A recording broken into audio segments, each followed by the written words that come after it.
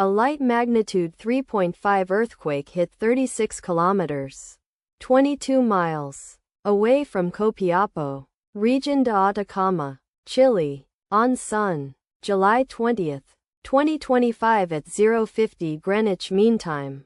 The quake had a shallow depth of 64 kilometers, 40 miles, and was reported felt by some people near the epicenter. First to report, volcano discovery after 3 minutes. Data source from volcano discovery. Did you feel it? Let us pray. May the earthquake that occurred not affect our brothers and sisters there. May the earthquake not happen again. And may God protect everyone. Amen.